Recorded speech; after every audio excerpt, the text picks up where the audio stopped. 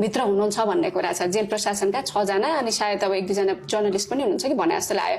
एकचोटि अझ उहाँहरुबाट क्ल्यारिफाई होला। जे होस् त्यो पत्र फर्जी होइन। यदि फर्जी हो भनेदेखि त राज्यले चाहिँ अब त्यो छाप त्यो सिग्नेचर कोही चोरेर ल्याएर चलाउन सक्ने कुरा हो र भने राज्यको छाप कसैले प्रयोग गर्न सक्छ, कसैको सिग्नेचर हो कि हैन भन्ने कुरा टेस्ट गर्नु पर्यो नि त सरकारले। फर्जी हो भनेदेखि त त्यो त गम्भीर विषय भयो नि। आजको दिनमा फोरेन्सिक ल्याबमा लगेर हामी टेस्ट गर्यो भने पनि दुधको दुध पानीको पानी मतलब टेस्ट गर्नुपर्छ। राज्यले भनिदियोस् छिटो।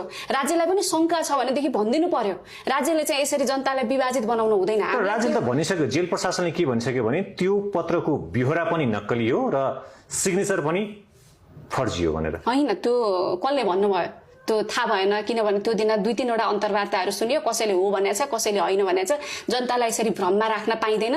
त्यो ब्यौरा कारागार प्रशासनबाटै आएको हो। कारागार प्रशासनको छाप, कारागार प्रशासनको सिग्नेचर त्यो बकाइदा उहाँहरूले नै दिनुभएको हो। यदि त्यो होइन भने सरकारले भनिदियोस्, सरकारले भनिदिनु पर्यो।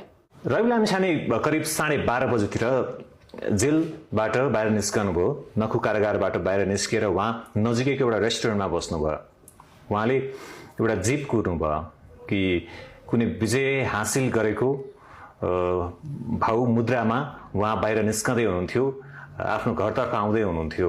त्यो जिप कुर्नुको कारण के थियो? के त्यो साँच्चै रवि लामिछानेको लागि उहाँलाई प्रधानमन्त्री बनाउनको लागि भएको आन्दोलन थियो? एकदमै यो कसैले यस्तो भाष्य बनाइदियो अनि समाज अब त्यही भाष्यको पछाडि कुद्या जस्तो भएको छ। एक हिसाबले भन्नुपर्दा म यो घटनालाई तपाईलाई पुनः भन्छु। रवि लामिछाने भित्र हुनुहुन्थ्यो। देशव्यापी रूपमा यो कारागार तोड्ने फोड्ने कामहरू सुरु भइसकेको थियो। सिन्धुलीमा त 1 बजे चाहिँ उहाँ त्यो कारागार तोडेर बाहिर निस्किसकेका रहेछन् मान्छे। त्यो मैले अघि समाचार हेर्दा कति बेला के भयो भन्ने कुरा टाइम स्ट्याम्पहरू अहिले त फर्केर हेर्दा सबै कुराहरू छ नि त।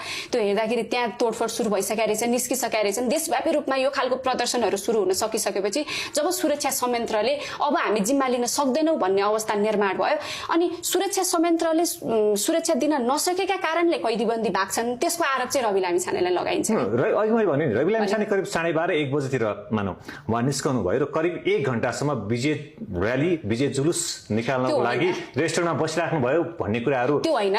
त्यहाँ त्यो कारागार उहाँले पत्र प्राप्त नगरुन्जेलसम्म जसरी अब बाहिर निस्किनु पर्यो कि बाहिर निस्किनु पर्यो भनिरहनु भएको छ सुरक्षा संयन्त्रले। हामी यहाँ भित्र बस्ने परिस्थिति छैन सर, तपाईँ छिटो बाहिर निस्किनु पर्यो भनेर उहाँहरूले एक हिसाबले भन्नुपर्दा सँगसँगै बाहिरसम्म लिएर आउनु भयो। सुरक्षा संयन्त्रकै आफ्नै त्यो घेरामै सब जो बाहिर निस्किनु भएको छ यहाँहरूले त्यो फोटो भिडियोमा पनि देख्नु भएको छ। त्यस पछाडिको समयमा उहाँले जब पत्र प्राप्त गर्नुभयो, उहाँको हातमा पत्र प्राप्त गरिसकेपछि मात्रै उहाँ निस्केको। पत्र प्राप्त नगरुन्जेलसम्म जब हाम्रो चाहिँ कार्यवाहक सभापतिज्यू नखु आइपुग्नु भयो, कारागार प्रशासनले पत्र थमायो, त्यसपछि मात्रै उहाँ बाहिर निस्किनु भएको। अनि उहाँ बाहिर